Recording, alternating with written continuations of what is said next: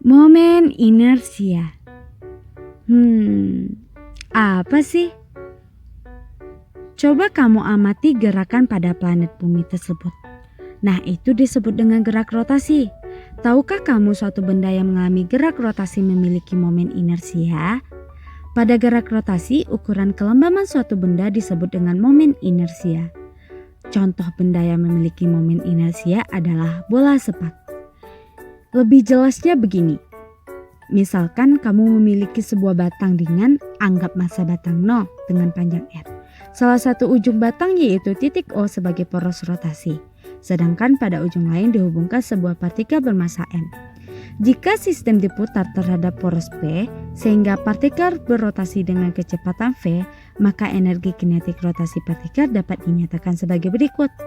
EK sama dengan setengah M dikali V kuadrat.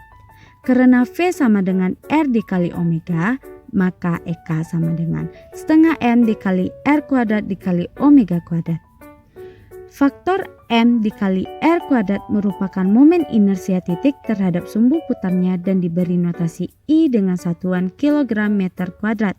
Secara matematis dapat ditulis I sama dengan M dikali R kuadrat dengan keterangan I sama dengan momen inersia, M sama dengan massa partikel, R sama dengan jari-jari.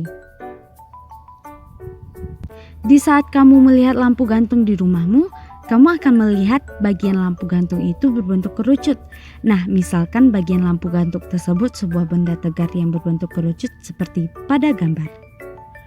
Sebuah benda tegar disusun oleh partikel terpisah, masing-masing memiliki M1, M2, M3, dan seterusnya, atau Mn, dan mempunyai jarak terhadap poros R1 kuadrat, R2 kuadrat, R3 kuadrat, dan seterusnya, atau Rn.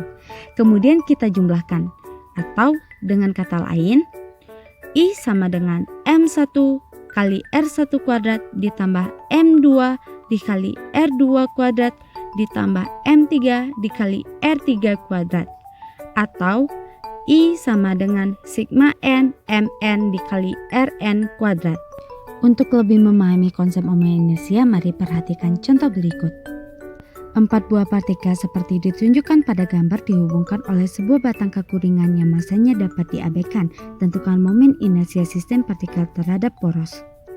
Ini dapat dihitung dengan M dikali B kuadrat, yang dimana B di sini sebagai jarak partikel terhadap sumbu. Sumbu AA dilihat pada I1 sama dengan M dikali B kuadrat sama dengan M dikali 0 sama dengan 0.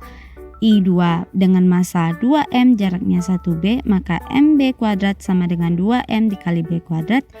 I3 massa sama dengan 1M, jaraknya terhadap sumbu sama dengan 2B, maka MB kuadrat sama dengan M dikali 2B kuadrat sama dengan 4MB kuadrat.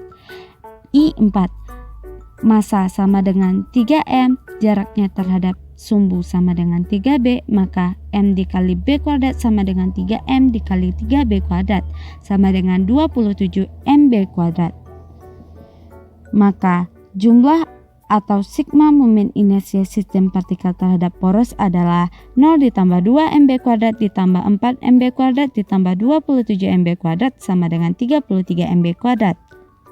Sumbu BB dilihat pada I1, massa sama dengan 1M, jarak terhadap sumbu sama dengan 2B, maka MB kuadrat M dikali 2B kuadrat sama dengan 4MB kuadrat.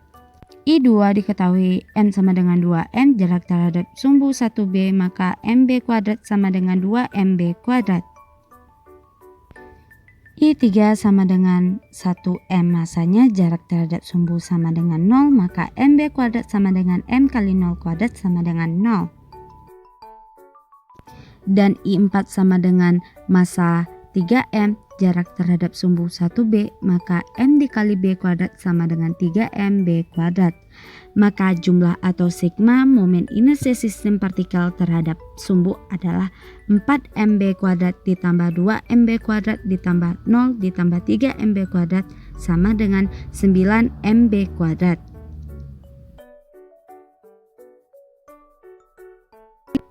Nah, dapat kita simpulkan bahwa rumus untuk menghitung momen inersia adalah I sama dengan M dikali R kuadrat, dan rumus untuk menghitung besarnya momen inersia dalam sistem partikel ada I sama dengan sigma N Mn Rn kuadrat.